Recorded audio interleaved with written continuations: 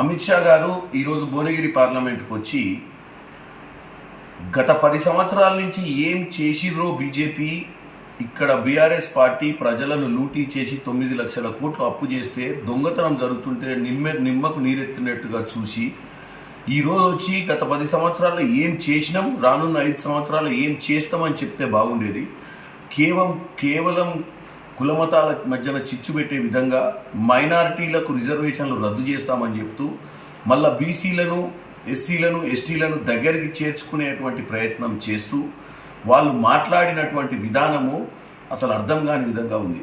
ముఖ్యంగా చామల కిరణ్ కుమార్ రెడ్డి అనే వ్యక్తి రాహుల్ గాంధీ కోటరీలో పనిచేసిందని, రాహుల్ గాంధీ చెంచా అని మాట్లాడటం జరిగింది.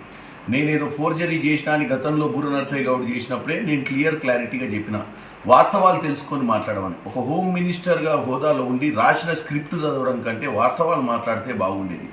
అలాగే ఈరోజు ఒక చెంచా, ఎవరు అడగని టికెట్ ఈ చామల కిరణ్ కుమార్ రెడ్డికి ఇచ్చిరని చెప్తుండే. 28 మంది అభ్యర్థులు ఈ టికెట్కి ప్రయత్నం చేసి, దాంట్లో చాలా సీనియర్ నాయకుల కుటుంబాలు ఉన్నాయి, చాలామంది పార్టీలో పనిచేసిన వాళ్ళు, రకరకాల వ్యక్తులు ఉన్నటువంటి పరిస్థితి ఉంది.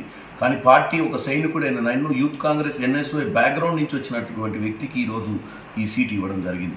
కానీ బూర నరసయ్య గౌడ్ అనే ఒక ఫెయిల్డ్ బీఆర్ఎస్ ఎంపీ 2014 నుంచి 19 దాకా నా బీసీ బిడ్డలకు చేసింది ఏం లేదు, నా భువనగిరి పార్లమెంటుకు చేసింది ఏం లేదు. అటువంటి వ్యక్తికి ఎయిమ్స్ తెచ్చి ప్రైవేట్ హాస్పిటల్ కొమ్ముగాస్తూ ఎయిమ్స్ని నిర్వీర్యం చేసినటువంటి ఒక వ్యక్తికి మీరు బీజేపీ నుంచి టికెట్ ఇచ్చారు. మరి బీజేపీలో మీకున్నటువంటి అనుబంధ సంస్థల నుంచి ఏ ఒక్క చామల కిరణ్ కుమార్ రెడ్డి వంటి శక్తివంతమైన సామాన్యమైనటువంటి వ్యక్తి, ఒక కార్యకర్త, ఒక సిపాయి దొరకనట్టుగా ఉంది మీకు.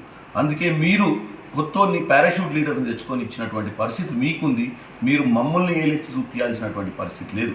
ఈరోజు అమిత్ షా గారు వచ్చి భువనగిరి ప్రజలకు గత 10 ఏళ్ల నుంచి బీఆర్ఎస్ వైఖరిని, బీఆర్ఎస్ దోపిడిని ఆపాల్సింది పోయి ఆపని మీరు గత 10 ఏళ్ల నుంచి ఏం చేసి చెప్పకుండా రానున్న 5 ఏళ్ల కాలంలో ఈ కులమతాలకు అతీతంగా పేద ప్రజలకు ఏం చేస్తారో చెప్పకుండా మీరు మాట్లాడటం విడ్డూరంగా ఉంది.